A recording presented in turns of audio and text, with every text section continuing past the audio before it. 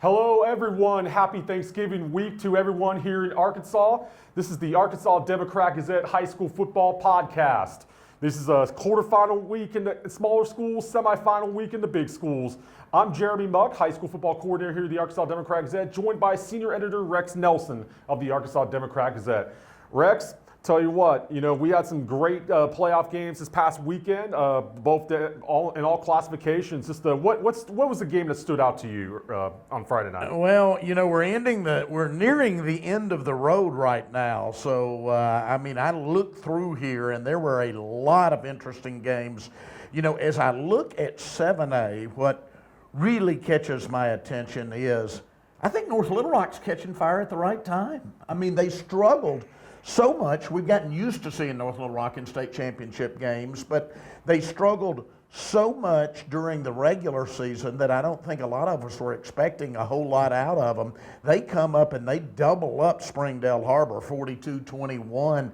I think they've got a chance. My pick is Bentonville, the way Bentonville's being played, but has been playing. But I wouldn't be surprised if North Little Rock did not knock off Bentonville and find its way, after all of the travails of the regular season, back in another state championship. I was at the North Little Rock game on Friday night, and it was a game, it was 7-7 at half, but then North Little Rock's running game took over in the second half. They scored 42 points, won that game decisively. And Jamie Mitchell after the game just said, look, it was North Little Rock, that's what they like to do. That's what, when they run the ball and play good defense, that's North Little Rock football right there. And he said that, look, people still have to deal with us. And you kind of saw it a little bit. Like, this isn't the most talented North Little Rock team that they've had, but they got I think they got a little bit of their swagger back on Friday night, where it's like, okay, they're going back to the state semifinals. This time they're going on the road up to Bentonville. And Bentonville's 11-0. They got a great defense, and they're going to be at Tiger Stadium. But I tell you what, this is a game where North Little Rock, for once, is not looked at as the favorite. Yeah. And that's a dangerous thing sometimes where, hey, we're not being looked at to win this game. We're the underdogs this time. Okay, let's go play. Absolutely. So Bentonville is the favorite, and they did look good, beating Little Rock Catholic 41-10. But again, I think that's going to be just one heck of a semifinal game on Saturday. Yes, or Friday, excuse me. Yes, and just the other semifinal game we got in Class 7A, Bentonville West at Bryant. Bryant had their struggles in the first half on Friday against Fayetteville, but went on to win that one pretty handily. They won 42-14. Then Bentonville West beat Conway up in Centerton. So, Bentonville West, Bryant, rematch of an early season game. Bryant won that game 38-0. Obviously we know about the Hornets this year, 11-0, number one team in the state throughout the entire season so far. Just how about the Hornets and the Wolverines Friday night? I'm picking Bryant certainly, but I don't think it'll be 38-0. Both of those teams got byes in the first round, and they both looked good last Friday night. Bryant beating Fayetteville, as you mentioned, 42-14. West beating Conway, and a good Conway team, 31-21. So I've got Bryant penciled in to be in the state championship game, but again, I don't think it'll be a blowout. I think West will play much better than they did earlier this year. West has gotten better over the last couple weeks, and also too, but they've had injuries to deal with as well. But Bryant being at home, they're defending state champions. Wouldn't be shocked to see Bryant back at War Memorial Stadium next week in December. Yeah, all said and done, my prediction is I think we're going to get the game that a lot of people have been hoping for, and that's an undefeated Bentonville team against an undefeated Bryant team in the state champion in a week and a half from now at War Memorial Stadium. And yes, and the Class 7A state championship game will be Friday, December 6th at 7 o'clock there at War Memorial Stadium over on Markham and Van Buren.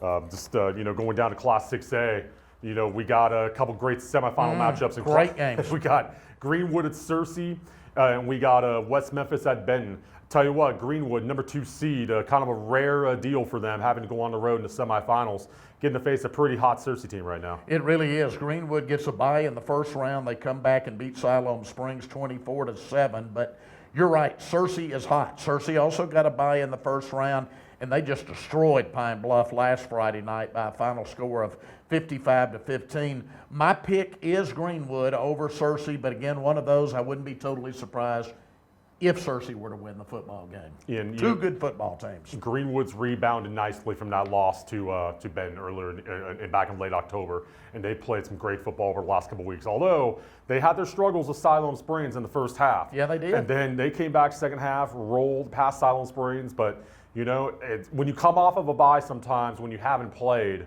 in a week, sometimes that rust, sometimes that you haven't played in a week, sometimes that can affect you. Yeah, absolutely it can. So again, Greenwood, Searcy, boy, that's one that's worth going out to on Friday night. Yes, we plan on having somebody there on Friday night. We'll post that on Twitter this week, tell you all who's all going to be at these games for sure.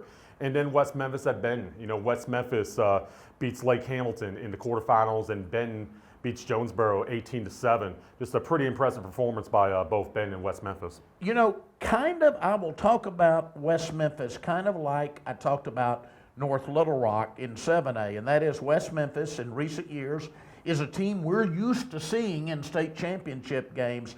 They really struggled at times during the regular season, but perhaps getting hot at just the right time. They get a bye in the first round and then come back and beat a very good Lake Hamilton team 33-28. I think they can give Benton a very good game on Friday night. Yes, and tell you what, you got two semifinal games in Saline County. Yep. You got Bryant playing, you Good got point. Benton playing. That's a pretty good High school evening. football heaven on Friday night. Yes, indeed. And, Class 5A, game of the week in Class 5A, was Pulaski Academy at Harrison. And that was a great football game up in northern Arkansas. Pulaski Academy goes up there, wins that football game 28-21. Just an impressive performance by both the Bruins and the Goblins in that game. Two good football teams. We started talking about the possibility of that in the second round weeks out on this podcast, Yeah. Jeremy. We were talking about we may see PA and Harrison looking at the brackets. We did. It lived up to the billing, 28-21. Now Pulaski Academy has to face Morrilton. Morrilton beat a previously undefeated Valley View team 37-27 in the first round, and then they come back and just have their way with Texarkana. I mean, that game was at Texarkana, but it was over after one quarter of play, Jeremy. They end up winning it 45-14 and playing substitutes most of the second half. So you talk about a team that's peaking at the right time. Morrilton is peaking at the right time. Morrilton right now, led by Jacoby Criswell, a quarterback. Jacoby Criswell had 6 touchdowns against Texarkana, 5 rushing, 1 passing. And, going into Friday night at Pulaski Academy, Jacoby Criswell has 27 touchdown passes to 4 interceptions. That's a heck of a ratio right there. Yeah. Absolutely. And Criswell, I'll tell you what, Pulaski Academy has not faced a quarterback like Jacoby Criswell all year. That could be a matchup problem for an undersized Bruins defense. However, the game is at Pulaski Academy. Pulaski Academy has been to 5 consecutive state championship games. And Rex, the last team to beat Pulaski Academy at home was Morrilton. Good point. 2013. Good point. 5A quarterfinals. And that was the year when Morrilton went on to win the state championship. Yeah, 6 long years ago. But again, I think we're looking at a heck of a game out there this Friday night.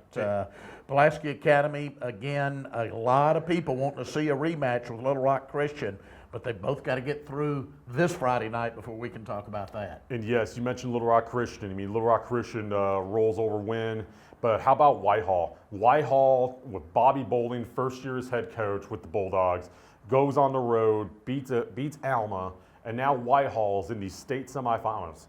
I mean, you got 3 out of the 4 teams in the 5A semifinals from the 5A Central.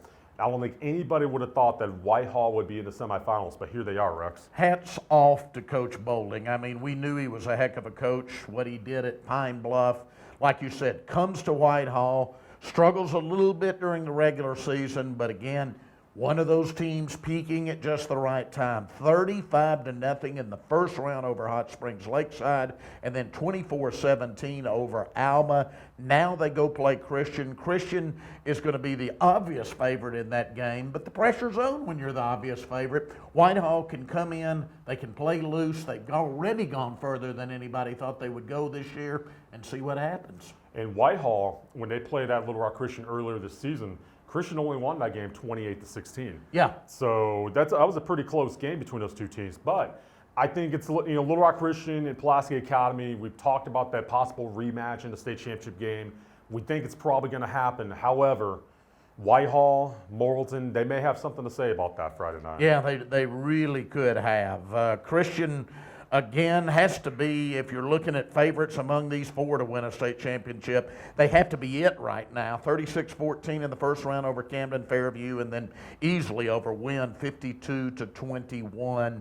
But I don't think we're going to have blowouts in either of these two semifinal games. Both Pulaski Academy versus Morrilton, Whitehall versus Little Rock Christian, I think they'll both be good games. Yes, and that's what you want in the semifinals. You don't want blowouts in the semifinals. You want good games. You want the best possible games possible. So, blowouts, it's fun. It's, as a sports writer, it's like, hey, quick game, quick deadline, whatever. But no, we want good games. Yeah, exactly. Let's be honest. Exactly. But now let's go down to Class 4A. Now we're going into quarterfinal action this week in the smaller schools. Let's start at the top.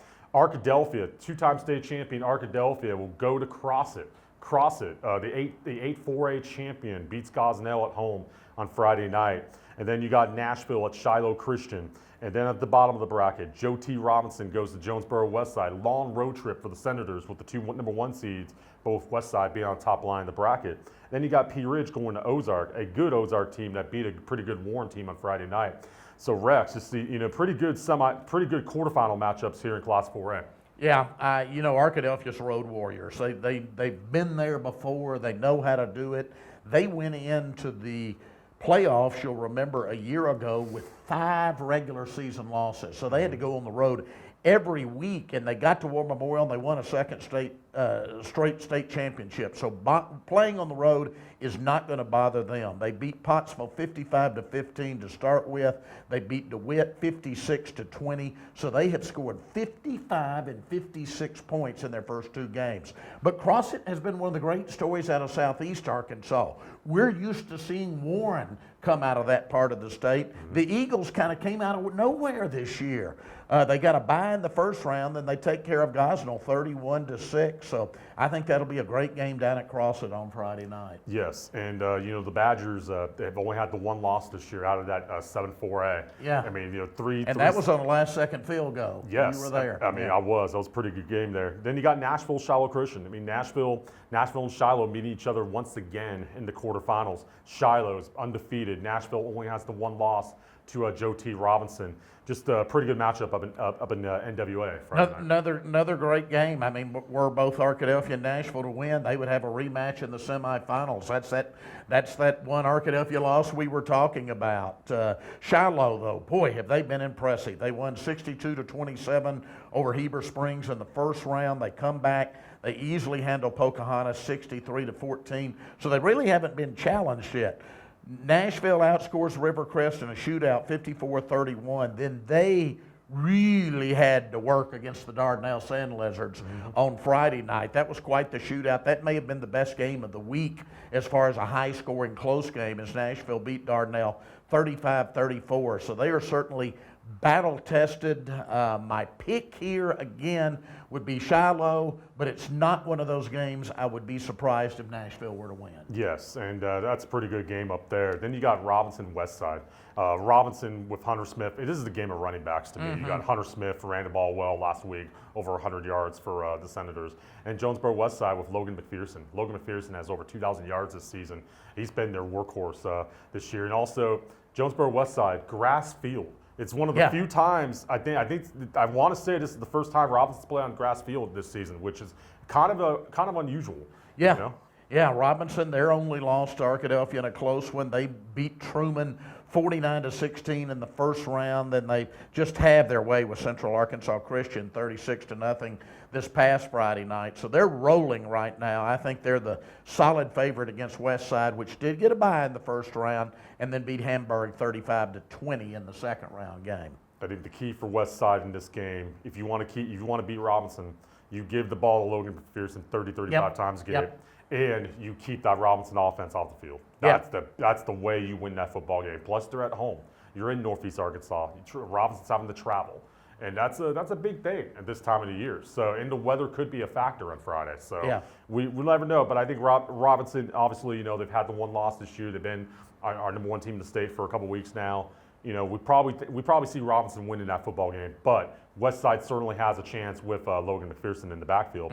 And then you got Ozark. The Ozark Hillbillies, to me, are probably a sleeper right now in Class 4A with Harper Falconberry at quarterback and Bryant Burns at tight end. I mean, they've had a pretty good run so far, Rex. Oh, man, I was just about to say, Jeremy, and you almost took the words out of my mouth. That was a team that had been kind of under my radar for much of the regular season. Boy, they're on it now. They shut out Malvern in the first round 21-0, and then they take on that traditional power Warren team, and it's not even close, 41-17, a 24-point margin. I've got to consider Ozark the favorite against Pea Ridge. I think we're probably looking at a really good Robinson-Ozark semifinal game. That could be a heck of a semifinal Yeah. game. Yes. But then you got Class 3A. Class 3A, ooh, I tell you, this is where you probably had a few upsets in Class 3A. How about Hoxie going to Boonville and beating Boonville? Yeah, Hoxie, again, a pleasant surprise. They beat Drew Central 54-38 in the first round, come back and, as you said, beat Boonville 34-28. Now they have the unenviable task of playing what is a very good Prescott team, which I've been saying all along. I could easily see them being in Little Rock for the state championship game. Prescott handles Charleston in the first round 49-7. Then they come back and struggle. Dollarway, and that was the shocking score as I was following during the games on Friday night, the fact that Dollarway led most of the game. Prescott comes from behind to win it 23-22. That may have been a wake-up call for the Curly Wolves. So. Yes, and that's going to be a good game down there, Hoxie Prescott. Hardin Academy will host McGee in the other quarterfinal game in that top line of the bracket. Yep. Then you got Melbourne. How about Melbourne going to Glen Rose and winning? Oh, yeah, and winning big, 42-28. That was a bit of a surprise to me, but Melbourne playing good football right now. They had defeated Center Point 44-7, come back, they beat Glen Rose 42-28. My favorite is Osceola in this one. They did get a bye in the first round and then easily handled Greenland 50-20. So Osceola and Melbourne in that one, and I've got to consider Osceola the favorite. Yes, and then the other quarterfinal game, how about Camden Harmony Grove at Risen? That's a game that, quite frankly, could be a semifinal game. That's an old backyard battle, too, game. yeah. Yeah, they're down there in those piney woods of South Arkansas. Not a far trip. Risen playing very well. They beat Baptist Prep 59-60 the first week, come back, beat Lamar 36-20. Harmony Grove, meanwhile, beats Mansfield easily the first week 56-33, and then they come back and take care of business against a pretty good Clinton team 46-14. Boy, like I said, they're close to each other, they know each other. Backyard brawl. I think this one, I'm favoring Rison, but it's one that could go either way too. Yes, and looking at 3A right now, we've said it all year that 3A is the most wide open classification, and it's looking like it right now. You got some really great teams with Prescott, Hardin Academy, Osceola, Rising, Camden Harmony Grove, but also there's a McGee in there, and a Hoxie team with McGee's a team to keep an eye on. Yeah, but again, if you hold that proverbial gun to my head and say, what do we got? I'm thinking Prescott and Harding Academy on one side and Osceola and Rison on the other side in the semifinals. Wouldn't be too bad. It would not be bad at all. Then you got Class 2A. Wrapping it up with Class 2A, you've got some quarterfinal matchups here. Des Arc at Junction City. That's going to be a slobber knocker. Des Arc Junction City has been a state championship game before. It has. As Junction City rushed on its field goal team one year in one of the best finals I've ever seen with no timeout, snapped the ball with 1 second left, kicked the field goal.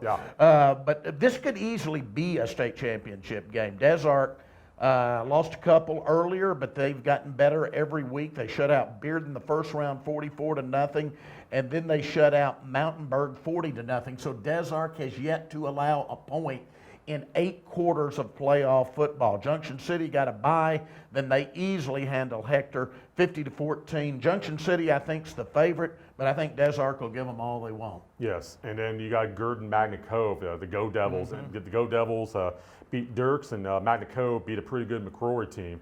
Magna Cove's been able to run the football well. Both teams are really running the ball well right now. Yeah, this is one I think could go either way. I hate to pick this one. Magna Cove won 36-8 the first round, come back, beat McCrory 38-14, so they're averaging 37 points a game in the playoffs. Gurdon, meanwhile, scored 42 against Rector in winning 42-20, and then they come back and they beat Dirks 41-22, so they're averaging 41.5 points a game in the playoffs. So two high-scoring teams, and I think you'll see a close, high-scoring game on Friday night between these two. How about the biggest upset? I think this is the biggest upset of the playoffs so far, Rex. Carlisle going to Foreman and winning 36-14, I believe. I could not agree more. Foreman had won its first round game 62-20 over Mark Tree. Carlisle had outscored England 50-38, but I really wasn't giving Carlisle much of a chance. And again, it's not even close. It's Carlisle 36-14. I mean, a 22-point margin. Go figure. Talk about a team that's peaking at the right time. It's Carlisle. Yeah, and Carlisle had the two pick sixes for touchdowns in the fourth quarter of that game to win that one. And then, now it's a big road trip for Carlisle. They go up to Salem on Friday night. And then the last quarterfinal matchup to look at is Hazen versus Fordyce. And on Monday, the Arkansas Activities Association announced that the Hazen-Fordyce game will be moved to Warren High School. Oh, wow. Yes. I missed that. Yeah, the release did not state why, but we're probably thinking field conditions. Field conditions with all the rain we've had lately and more rain expected. Yes. So I can see that. Plus, they're going to have a big crowd. They probably going to need it to handle the crowd because this, again, is a state championship type game. Two programs with lots of tradition. Fordyce in the first round had shut out Lavaca 42-0. They come back and beat Magazine 38-14. Hazen, meanwhile, also two easy victories, 42-6 over Hampton and then 46-0 over Earl. So they're averaging 44 points a game in the playoffs so far. Fordyce, Hazen, that's going to be fun. That would be worth the road trip to Warren. Yes, and obviously Warren has the turf field, and that's where a turf field can help you out. A lot of 2A schools, they don't have the turf fields. They have the grass, with with budgets and whatnot. So it's just one of those things. Plus, Warren got eliminated last week. And those folks are used to watching football on the day after Thanksgiving. Yes. They usually go so deep, so it'll give everybody in Warren a chance to watch high school football. I tell you what, Warren fans are used to watching football day after Thanksgiving, but it's just one of those things. It's going to be different colors. That's all. Exactly, exactly. But I'll tell you what, Rex, this is we've had a lot of fun football so far, and we're about to have a lot more the next 3 weeks. Oh yes, we got semifinal games, quarterfinal games on Friday night, day after Thanksgiving. You got the Hogs in Little Rock. You've got a lot of playoff football Friday night. Big week in Arkansas. It really is. We've got 3 more weeks of fun. I'm glad. This is Christmas come early for me. Absolutely. But before we celebrate Christmas, we do celebrate Thanksgiving. Yep. And just happy Thanksgiving to you, Rex, and your family. Thank you, Jeremy. You too. Happy Thanksgiving to everyone who's watching and who's read our coverage all year in the Arkansas Democrat-Gazette. We do appreciate y'all, and hope you all have a happy and safe Thanksgiving with your family and friends. And obviously Friday night, if your belly's full, your belly's still full after you've taken a nap, go out and watch a high school football game on Friday night. We'll see you next week.